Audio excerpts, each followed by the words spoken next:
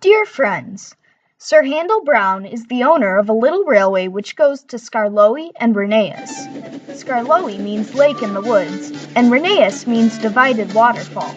They are beautiful places, and lots of people visit them. The owner is very busy, so Mr. Peter Sam, the thin controller, manages the railway.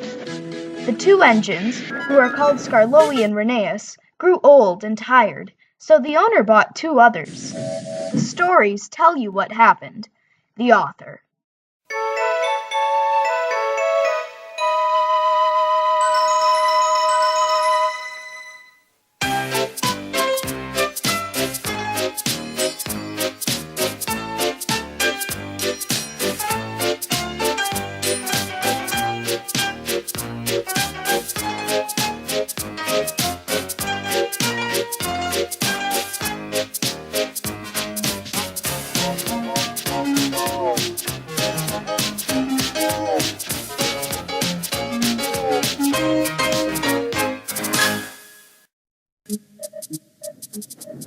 The fat controller had sent Edward to the works to be mended. Near the works station, Edward noticed a narrow-gauge engine standing in an open-sided shed. That's Skarloey, he thought. What's he doing there? He remembered Skarloey and his brother Reneus, because in the old days he had often brought passengers who wanted to travel up to the lake in their little train. As the men at the works could not mend him at once, Edward asked them to put him on a siding close to Skarloey. Skarloey was pleased to see Edward. "The owner has just bought two more engines," he said. "He told me I was a very old engine and deserved a good rest. He gave me this shed so that I could see everything and not be lonely."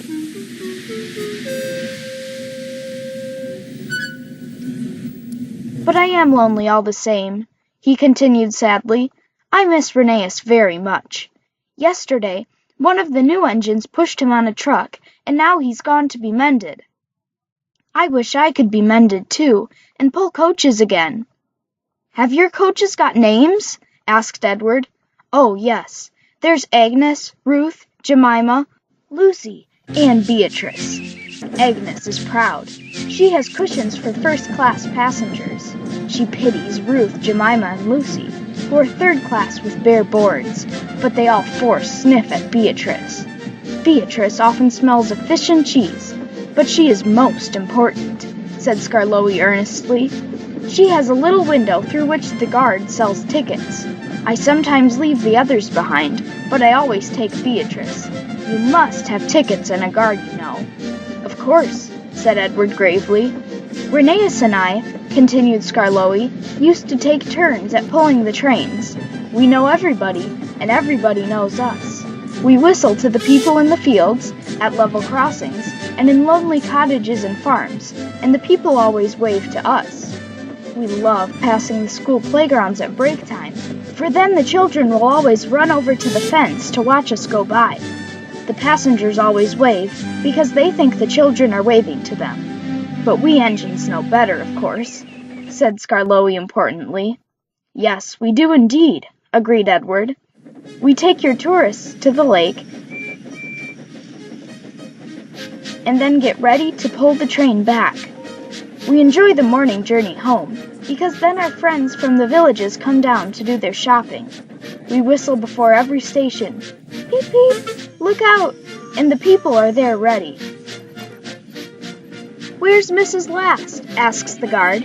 "She's coming." Peep, peep, we whistle, and Mrs. Last comes running onto the platform.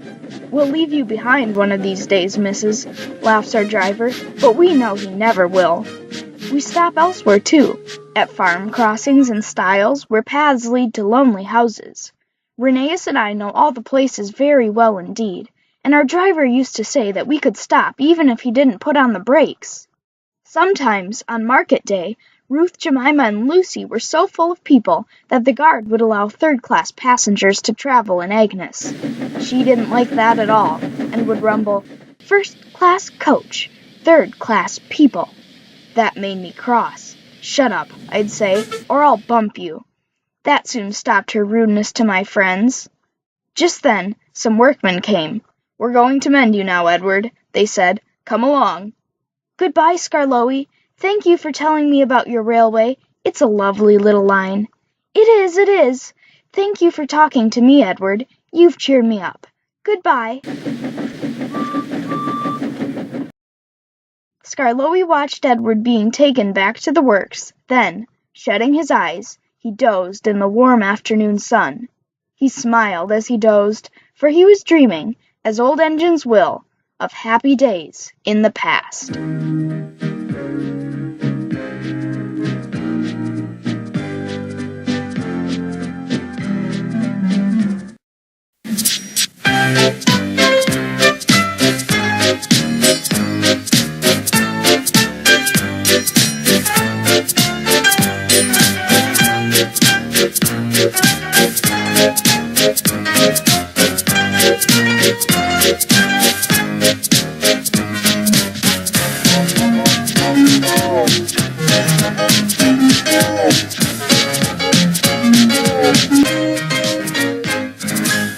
The new engines looked very smart. One was called Sir Handel, and the other Peter Sam. "What a small shed," grumbled Sir Handel. "This won't do at all."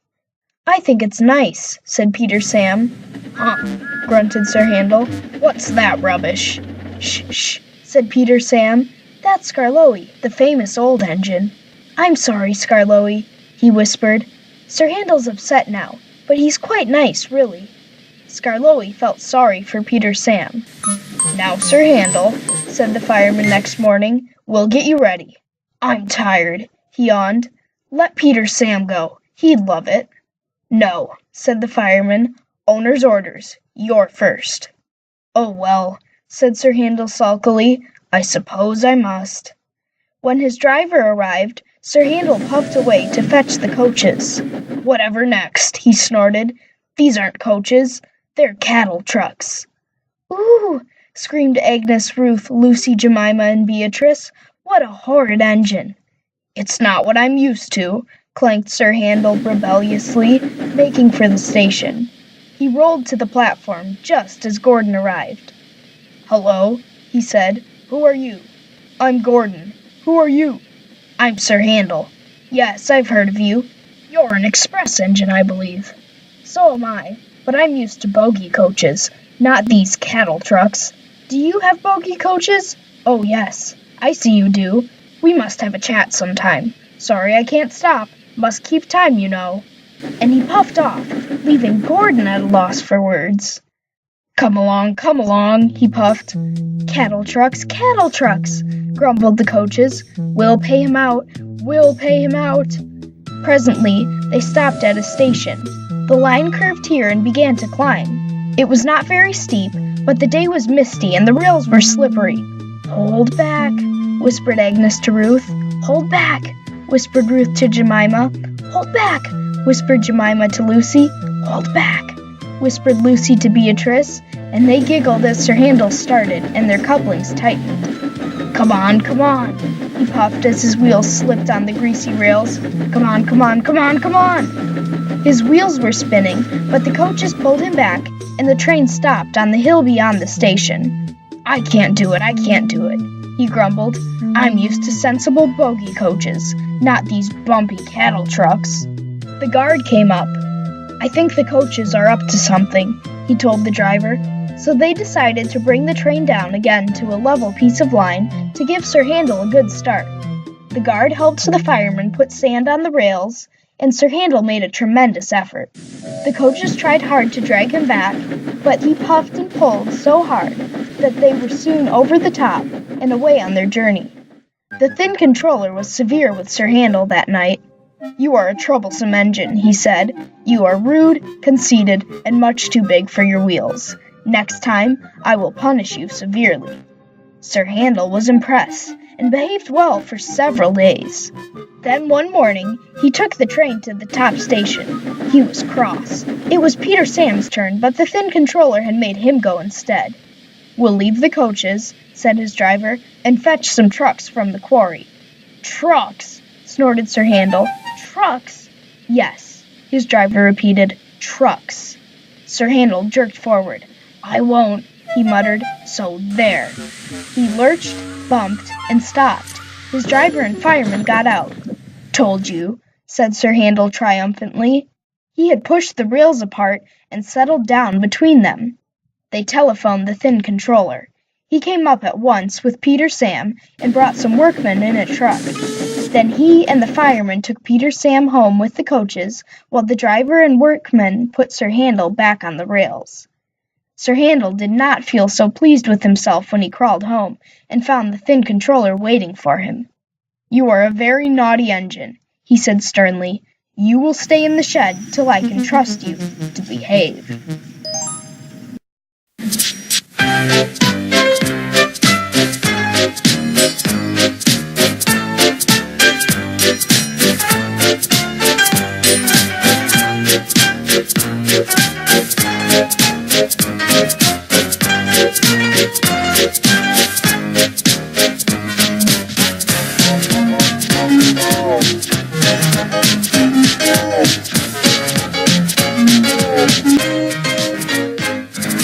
As Sir Handel was shut up, Peter Sam had to run the line. He was excited, and the fireman found it hard to get him ready.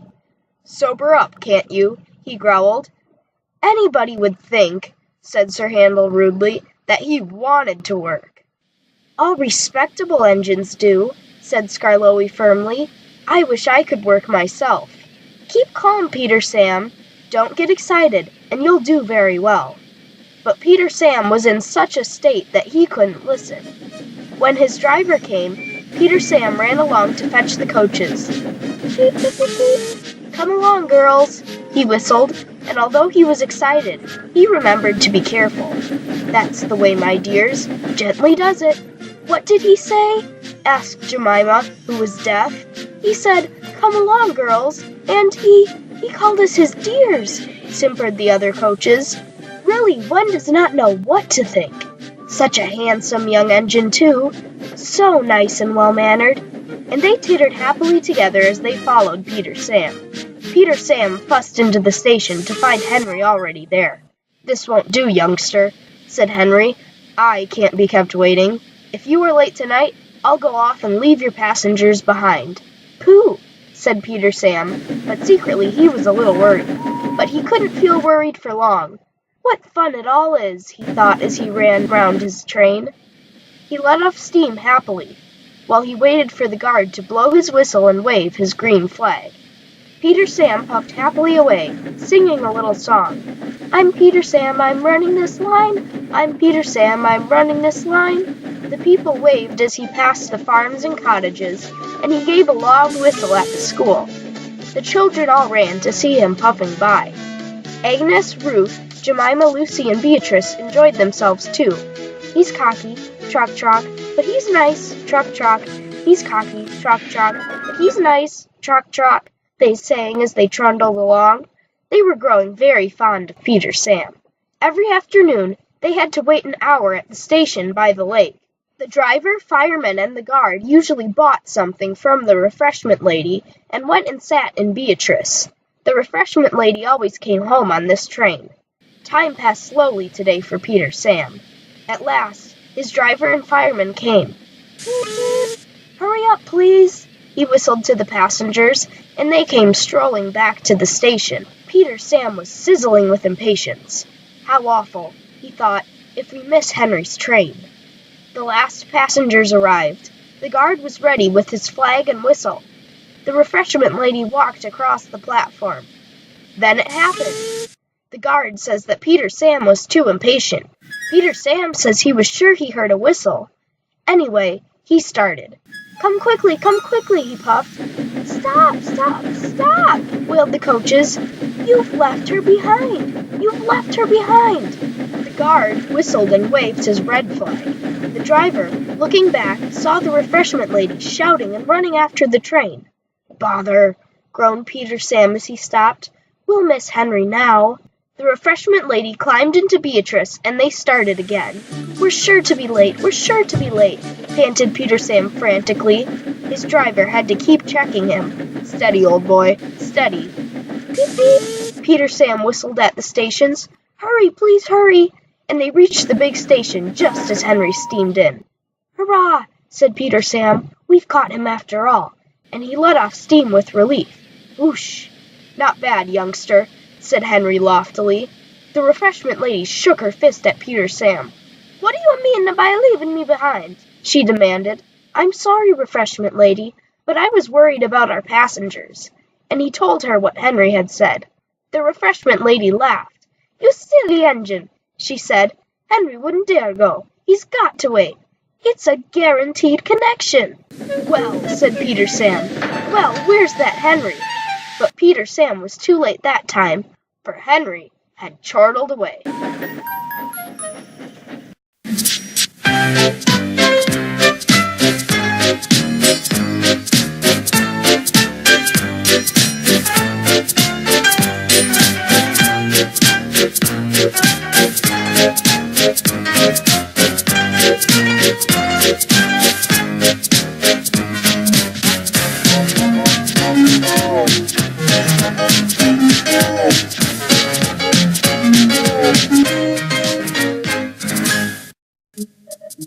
Sir Handel stayed shut up for several days, but one market day Peter Sam could not work.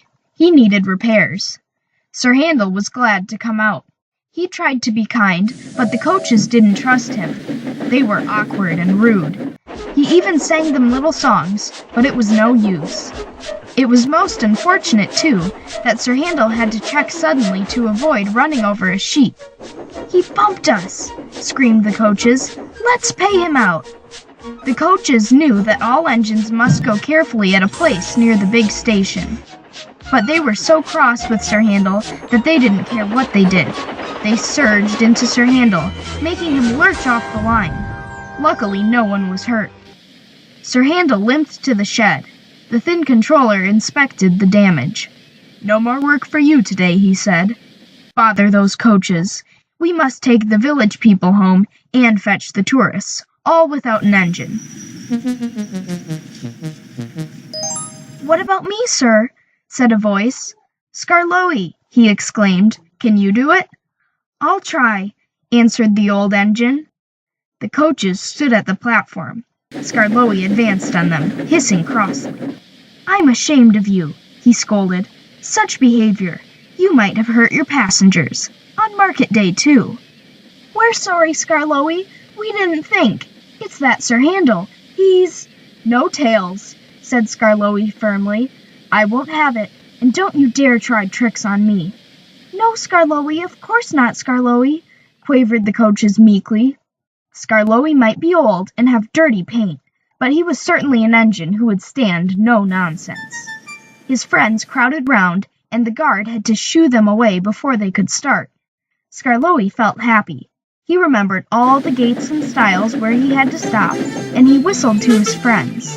The sun shone, the rails were dry. "This is lovely," he thought.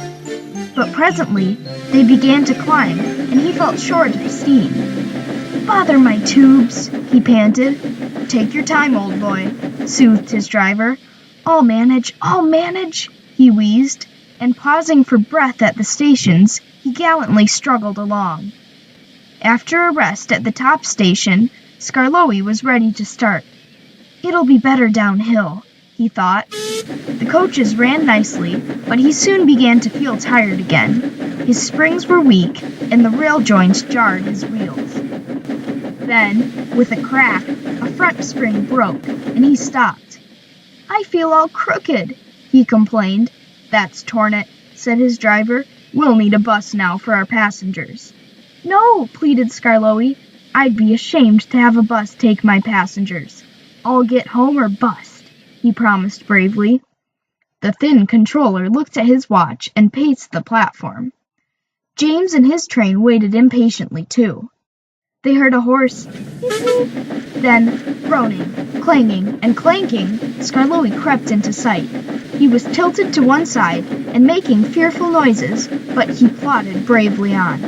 I'll do it! He gasped between the clanks and groans. I've done it! And he sighed thankfully as the train stopped where James was waiting. James said nothing. He waited for his passengers, and then respectfully puffed away. "You were right, sir," said Skarloey to the owner that evening. "Old engines can't pull trains like young ones." The owner smiled. "They can if they're mended, Old Faithful," he said, "and that's what will happen to you. You deserve it." "Oh, sir," said Skarloey happily.